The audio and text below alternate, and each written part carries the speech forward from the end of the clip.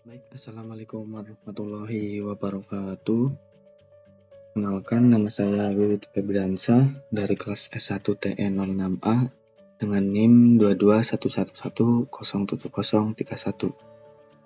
Nah, pada kesempatan kali ini saya ingin membahas contoh soal mengenai materi CPM atau Critical Part Method.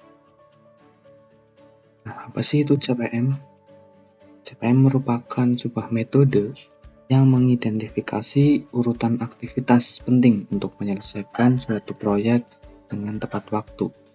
Biasanya CPM juga dikenal sebagai analisis jalur kritis. Di sini ada tabel basic dari CPM itu sendiri. Di situ ada komponen ES, EF, slang, activity, LS, B, dan LF, di mana tabel ini akan digunakan untuk menyelesaikan contoh soal yang ada di slide selanjutnya. Nah, di sini ada contoh soalnya, di mana ada sebuah perusahaan, yakni bernama PT Fiberstar, akan melakukan pagelaran fiber optik untuk meluncurkan use case baru di pasaran, di mana perusahaan ini ingin agar instalasi tersebut dapat diselesaikan dengan secepatnya. Oleh karena itu, PT Fiberstar membuat aktivitas-aktivitas yang dijelaskan pada tabel di samping. Nah, adapun pertanyaan dari persoalan tadi yakni gambarkan diagram Aon. Lalu yang kedua, carilah ES, LF, LS, LF, lalu ada durasi dan slang untuk masing-masing aktivitas yang terjadi. Yang terakhir adalah temukan jalur kritisnya atau kesimpulan dari CPM itu sendiri.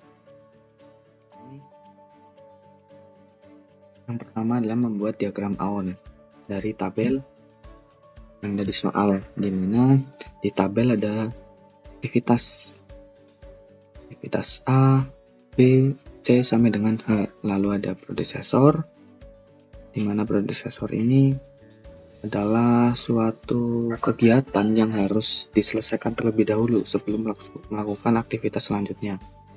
Lalu di sini ada durasi atau waktu pengerjaan, di mana aktivitas A dikerjakan dengan waktu 3 hari, lalu aktivitas B dikerjakan dengan waktu 4 hari, lalu aktivitas C dikerjakan 2 hari, dan selanjutnya seperti itu. Nah, bagaimana kita membuat diagram Aon dari tabel tersebut? Nah, jadi kita lihat nih, yang pertama adalah aktivitas A. Lalu selanjutnya kita lihat predesesornya. Karena di sini predesesornya kosong atau strip, otomatis aktivitas A akan kita taruh paling depan di sini. Selanjutnya aktivitas B dan C. Kita lihat predesesornya ada aktivitas A. Jadi sehingga aktivitas B dan C kita cabang dari aktivitas A, karena di sini predesesornya aktivitas A. Atau gampangannya, aktivitas B dan C itu dikerjakan setelah aktivitas A selesai, sehingga dicabang seperti ini, ke atas dan ke bawah. Lalu lanjut untuk aktivitas D, di mana aktivitas D harus dikerjakan setelah aktivitas B itu selesai. Nah, sehingga ditaruh di samping blok B. Aktivitas E dan F itu harus dikerjakan setelah aktivitas C itu selesai, karena di sini predesesornya C. Sehingga aktivitas E dan F itu kita cabang dari blok C di sini, atas dan bawah. Selanjutnya sama untuk aktivitas G dan H, sehingga kita dapatkan diagram Aon untuk persoalan tadi bentuknya seperti ini.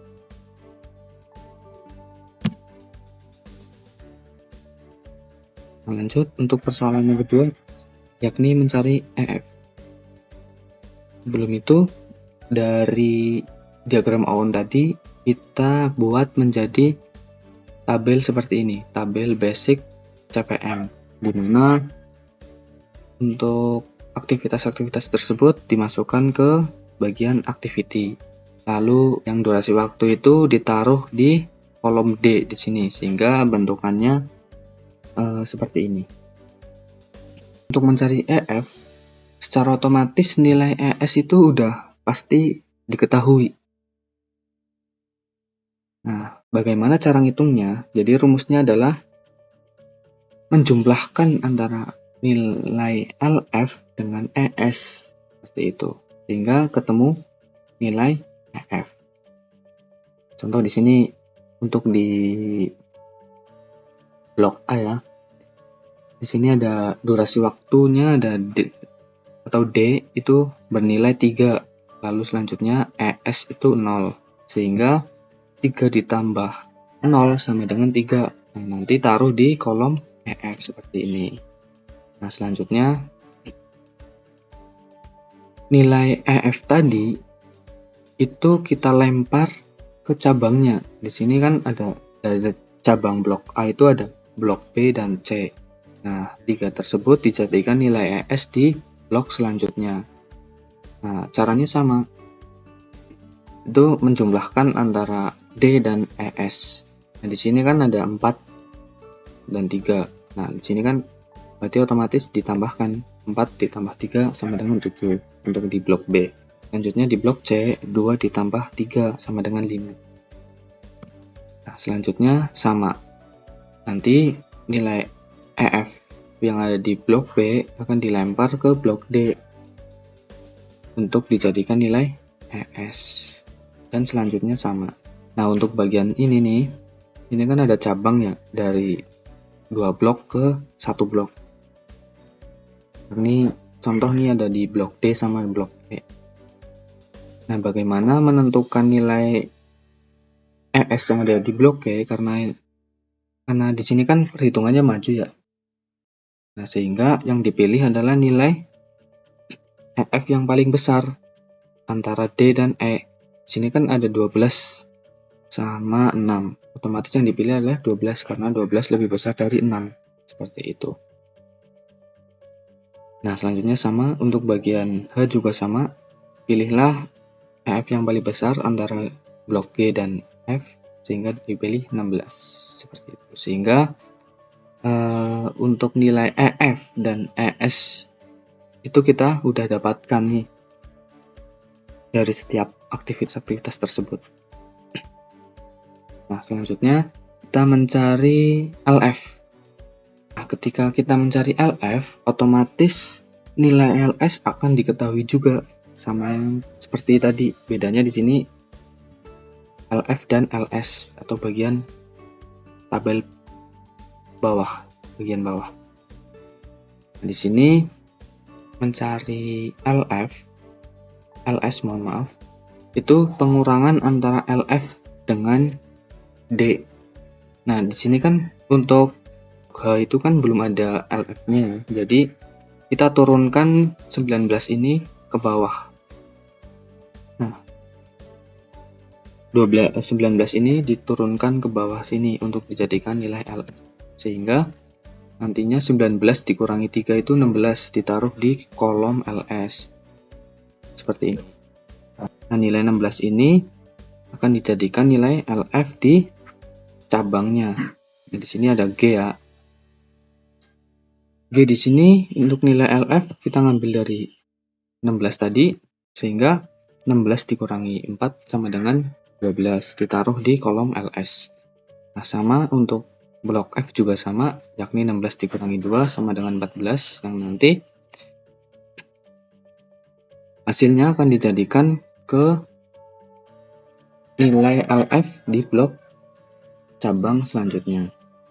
Nah, di sini kan ada 2 blok ya, yang menuju 1 blok. Di sini contoh E dan F.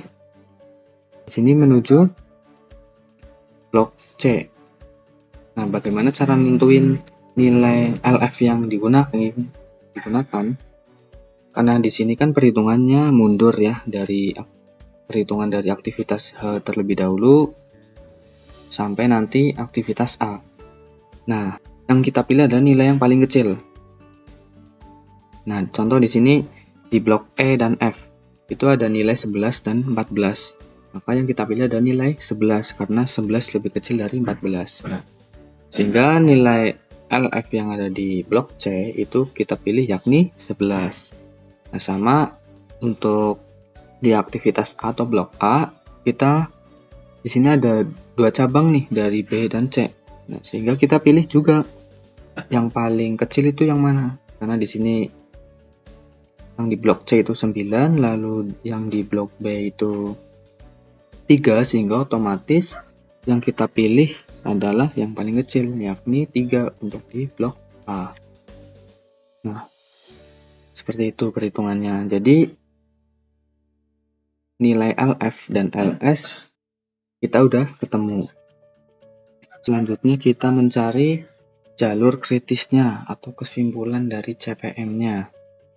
Nah, di sini dari blok atau dari diagram tadi kita udah ketemu ya untuk nilai LF, LS, ES, dan EF udah ketemu, sehingga kita tinggal menentukan kesimpulannya.